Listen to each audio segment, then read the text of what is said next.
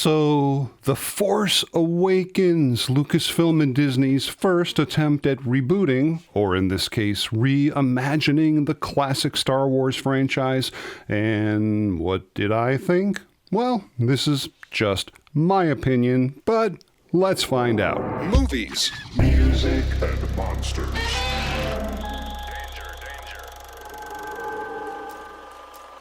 Hey, my friends, Dan Monroe here from Movies, Music, and Monsters, talking about The Force Awakens. And again, I'm not a professional reviewer. This is just me giving my thoughts about this film, which, disclaimer, if they're different than yours, no worries. This is just my opinion. So, let's dive in. This will begin to make things right. Absolutely, and in order to understand my thoughts on The Force Awakens, we got to go back, way back to 1977.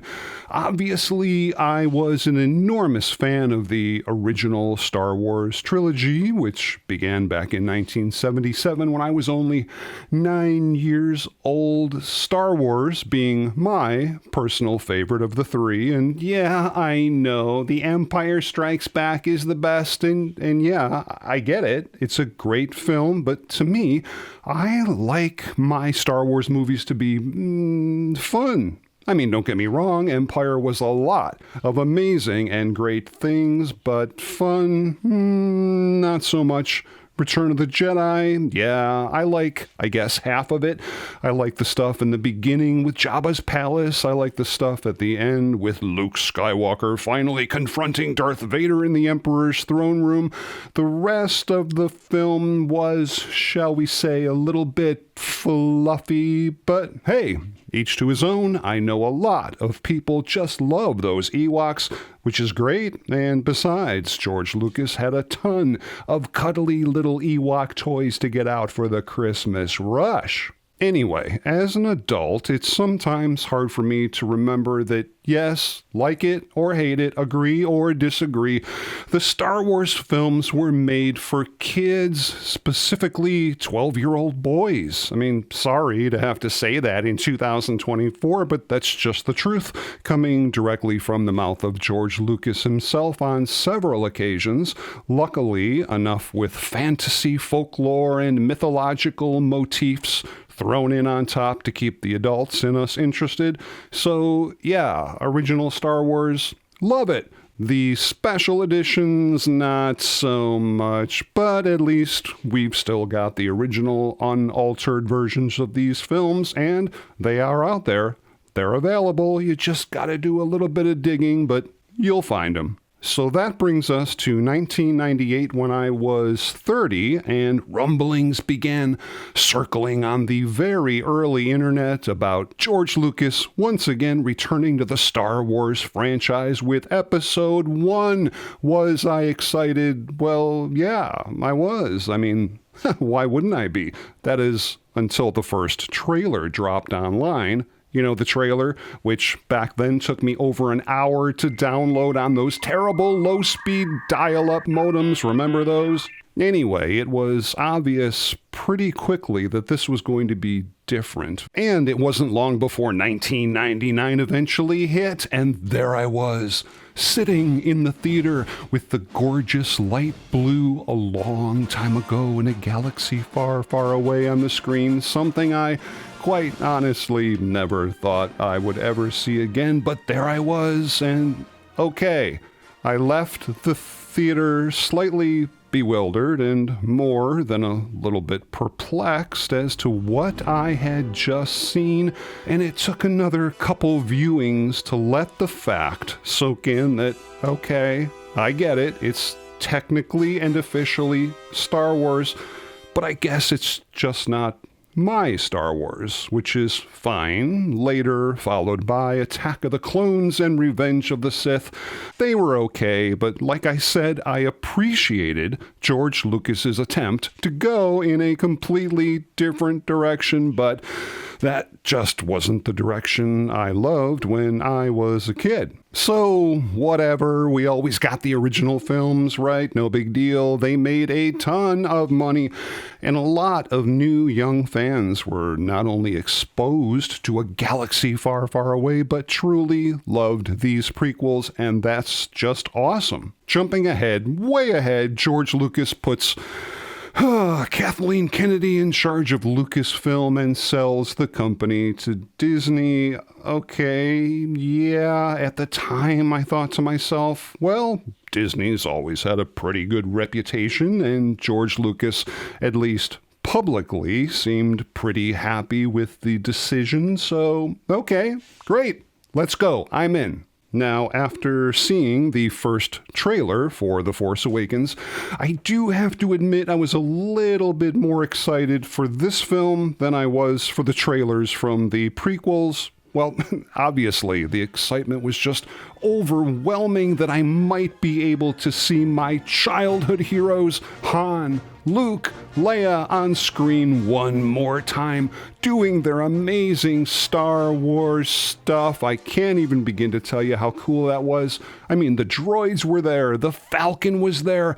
I don't know, I was excited for it and really looking forward to another super cool Star Wars experience. So 2015 arrives, and there I am, once again in the theater, staring at the iconic blue letters, hoping with all my heart that this might just in some way take me back to a galaxy far, far away, the one that I remember when I was only 9 years old. And you know what? For the most part, to me, it did. Now, I know there are a ton of people that came out of that theater absolutely freaking hating this film, and I suppose I get it to some extent. Another lead character on a desert planet with a droid carrying secret information, another bad guy in a mask, another cantina, another trench run, another Death Star. Okay, I get it, but also keep in mind that this was the initial idea from the start, to soft reboot Star Wars to get the current day audiences re-engaged all those years later for a new set of stories with not only our favorite classic heroes, but maybe even a few new ones. With Harrison and Carrie and Mark, these are people that I knew I was lucky to work with and were just extraordinary. And Harrison, he was so determined for this to be meaningful. It wasn't a job for him. It was like with all of us. It was something that we really cared about. It wasn't a matter of getting me to play Han Solo. It was, is there a script?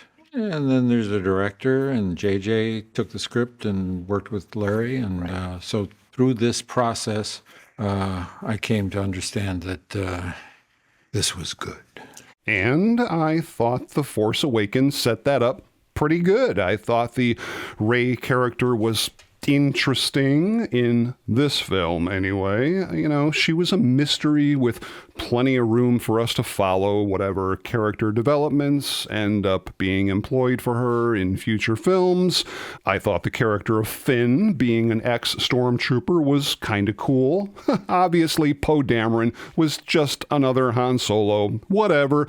BB-8 was cute, which is exactly all he was supposed to be.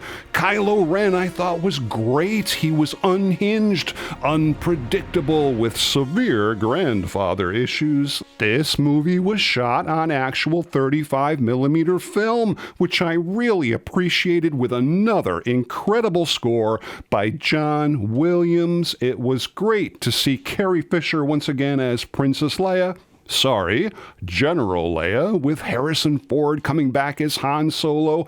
I really enjoyed him in this film, and believe it or not, even though I'm sure I'm in the minority, I really liked the fact that they held off showing Luke Skywalker until the very end, which did nothing more than make me want to see the next film even that much more. And yeah, I know they never explained how Maz Kanata got the lightsaber. It's a good question for another time. And killed off Han Solo before we could see him reunited with Luke and Leia. I know, I get it. It is what it is. Somehow, Palpatine returned. Oh, yeah. Wrong movie. So, I probably saw this film 8 or 9 times in the theaters when it came out, but it wasn't until my 6th viewing that something hit me like a ton of bricks, almost like a religious experience, if you believe in that sort of thing. I started thinking about what it was exactly that I didn't care for about the prequels. Well, to me, they didn't look like Star Wars movies, they didn't feel like Star Wars movies, and they just didn't seem fun. And then here comes The Force Awakens, which again, to me, looked like a Star Wars movie, felt like a Star Wars movie, and was in the end a heck of a lot of fun to watch. Just having that mindset really let me sit back, take a deep breath, and put myself back in the head of my 9-year-old self and simply enjoy the film for what it was. And I guess that's what really changed my mind about The Force Awakens. It's fun to watch. The characters, at least in this film, I thought were well written. It was great to see our old friends again, and I really looked forward to what was going to happen to Luke Skywalker the next time I sat down in this theater for another Star Wars film. Good Lord, little did I know, but I'm not going to go there. Everybody has their own opinions, and that's not the kind of negativity I want to promote on our channel.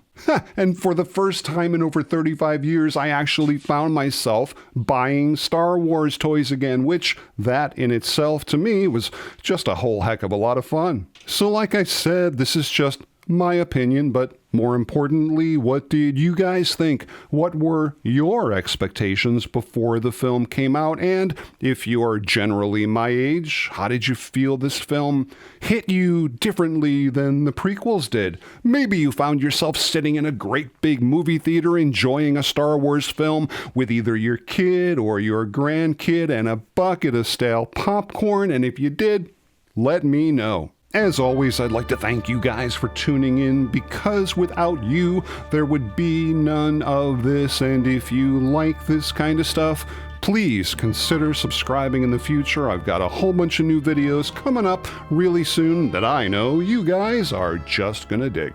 And please feel free to stop back anytime as we together continue the conversation on movies, music, and monsters. Movies, music, and monsters.